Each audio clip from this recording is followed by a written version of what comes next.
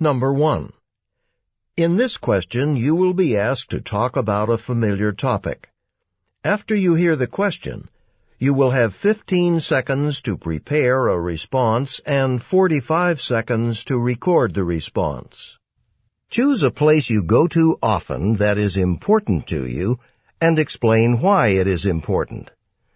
Please include specific details in your explanation. Begin to prepare your response after the beep.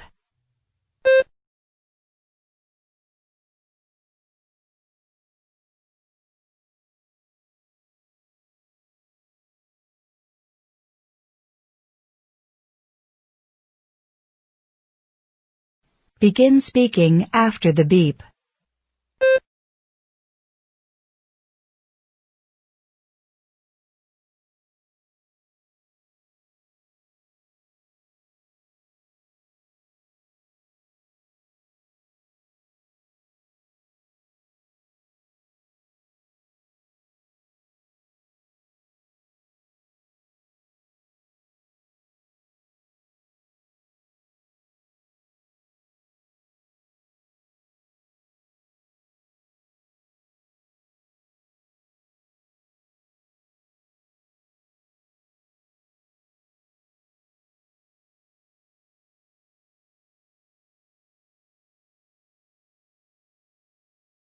Two. Please listen carefully. Some people work for a business, and some people work in their own business. Which would you prefer to do, and why? Include details and examples in your explanation. You may begin to prepare your response after the beep.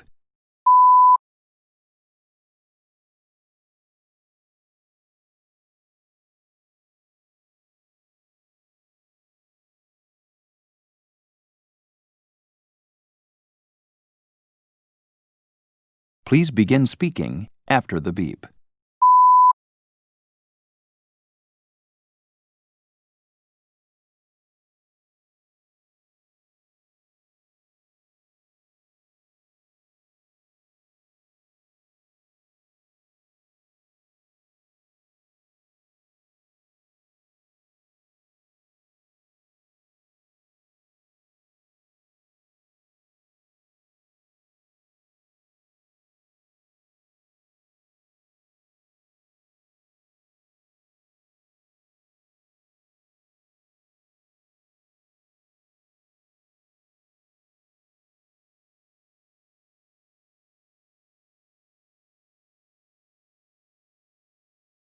Number 3.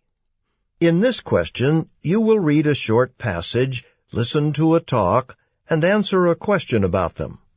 After you hear the question, you will have 30 seconds to prepare a response and 60 seconds to record the response. The university is planning to eliminate its bus service. Read the article from the university newspaper about the plan. You will have 45 seconds to read the article. Begin reading now.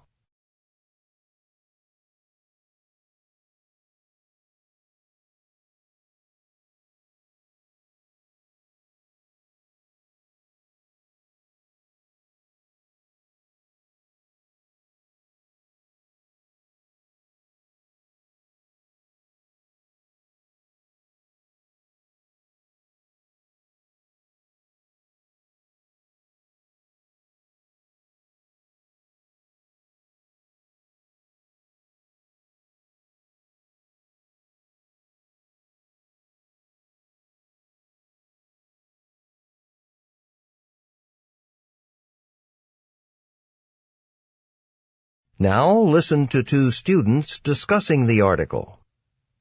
I don't like the university's plan. Really? I've ridden those buses, and sometimes there were only a few people on the bus. It did seem like kind of a waste. I see your point, but I think the problem is the route's out of date. It only goes through the neighborhoods that have gotten too expensive for students to live in. It's ridiculous that they haven't already changed the route, so it goes where most off-campus students live now. I bet if they did that, they'd get plenty of students riding those buses. Well, at least they're adding more parking. It's gotten really tough to find a space. That's the other part I don't like, actually. Cutting back the bus service and adding parking is just going to encourage more students to drive on campus. And that'll just add to the noise around campus and create more traffic.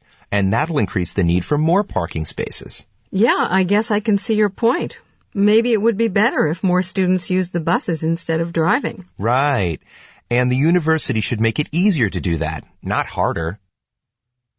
The man expresses his opinion of the university's plan to eliminate the bus service. State his opinion and explain the reasons he gives for holding that opinion. Begin to prepare your response after the beep.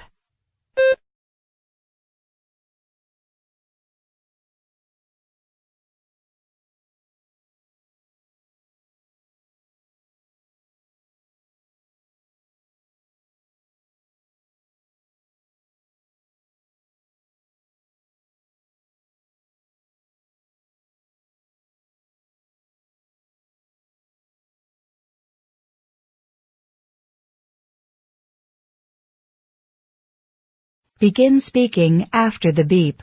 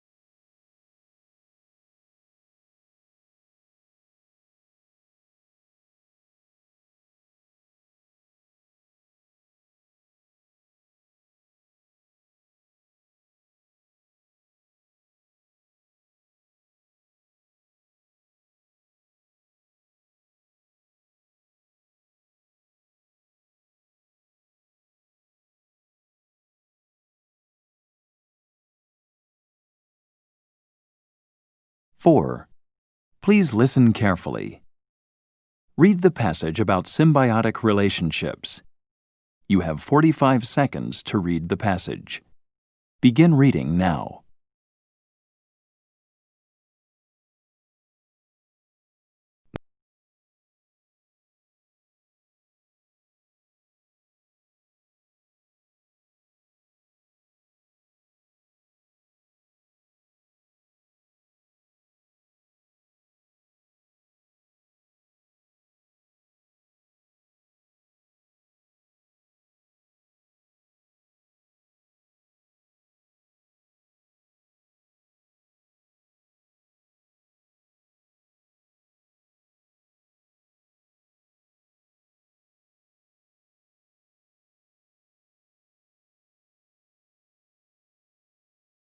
Now listen to part of a lecture on this topic in a biology class. We have been discussing the three symbiotic relationships between species. Mutualism, in which both organisms benefit. Parasitism, in which one benefits and the other is harmed. And commensalism, where one benefits while neither benefiting nor harming the other. Now, of course, these relationships are not always clear-cut. For example, there is a plant called a bee orchid. Its flowers look like female bees, to the male bee anyway. The bee orchid tricks the male bee into mating with the flower, thus pollinating it. However, we don't know if, in fact, the relationship between this particular plant and the bee is mutualism, parasitism, or commensalism. Sometimes the relationship actually changes. Let me give you some examples. We have bacteria on our skin, for instance. These colonies of bacteria don't harm us. So we can say that at this point, the relationship is commensal. But what happens if we get burned? The bacteria on our skin can take advantage of the burn and cause infections.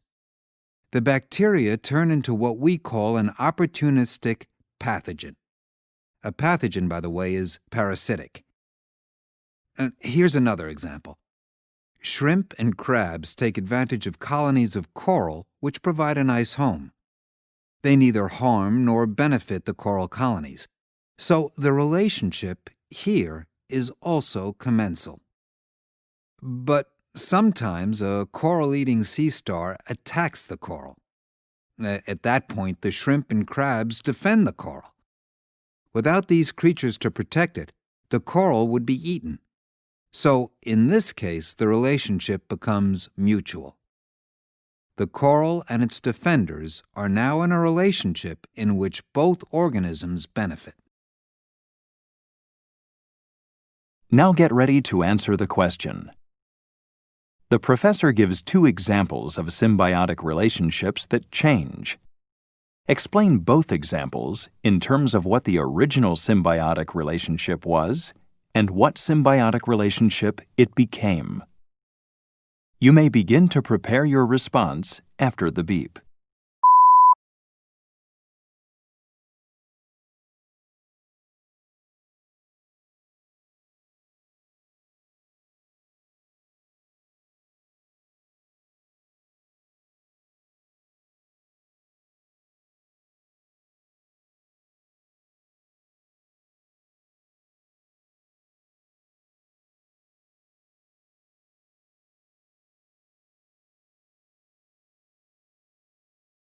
Please begin speaking after the beep.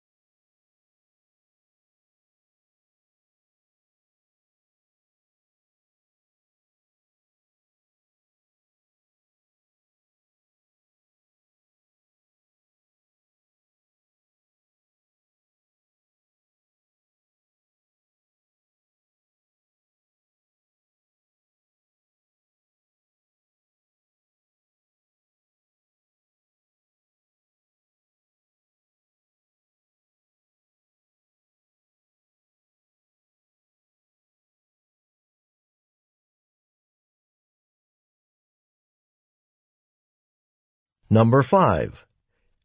In this question, you will listen to a conversation and answer a question about it. After you hear the question, you will have 20 seconds to prepare a response and 60 seconds to record the response. Listen to a conversation between a student and her geology professor. Mary, I'm so glad I ran into you. Oh, hello, Professor Jensen. Listen, I know it's short notice, and maybe you've already made plans for spring break, but one of my students just dropped out of the field trip to the Smithson River Caves. You're next on the waiting list, so now there's room for you to come along. You're kidding. I didn't think there was a chance, and, well, it's a 3-day trip, right? I agreed to spend next week helping Professor Clark set up the new museum exhibition. I think she's really counting on me. Yeah, 3 days. But you know, if you'd rather come on the field trip, why not speak with her and see if she has anyone to replace you? Yeah, I'd hate to miss out on the caves. I'll definitely ask Professor Clark if there's someone else who could help her. You know, we don't leave until Wednesday. If you still have to help out, any chance you could get the museum set up done before then? Oh, yeah. Not until Wednesday. So then, yeah, maybe that's possible too. The speakers discuss 2 possible solutions to the woman's problem. Describe the problem and the 2 solutions.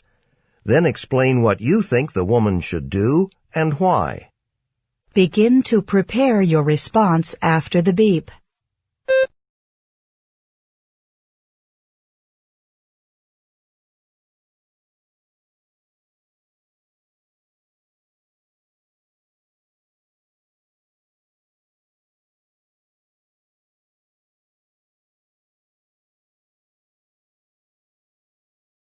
Begin speaking after the beep.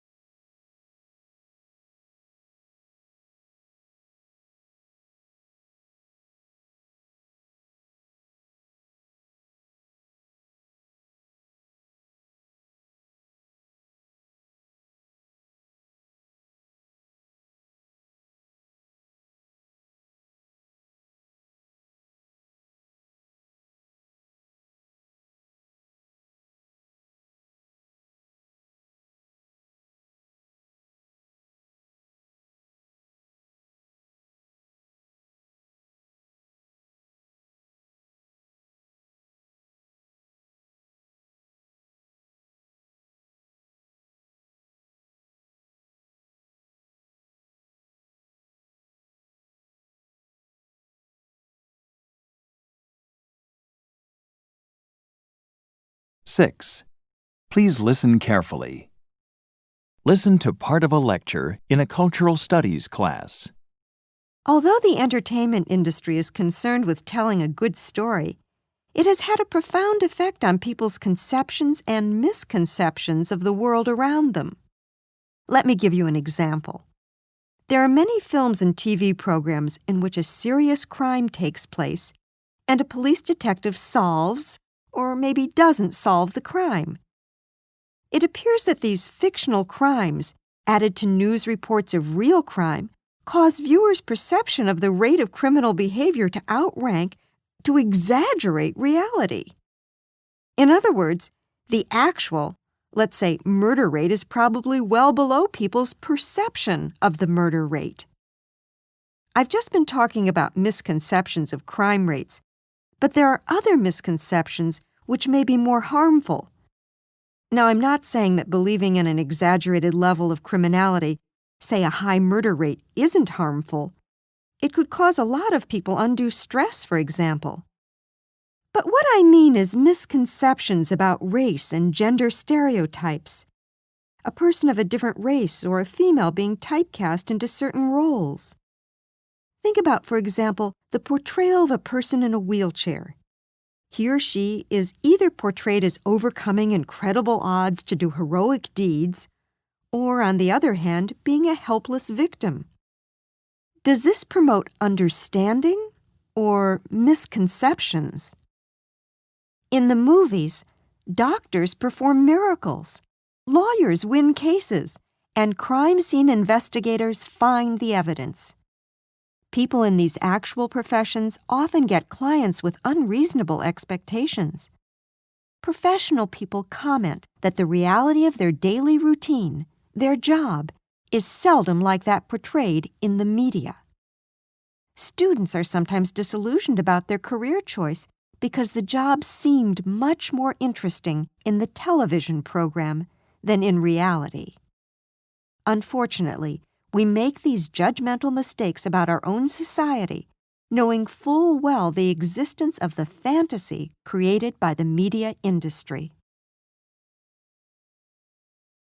Now get ready to answer the question. Using points and examples from the lecture, explain how the media has contributed to misconceptions about the real world. You may begin to prepare your response after the beep.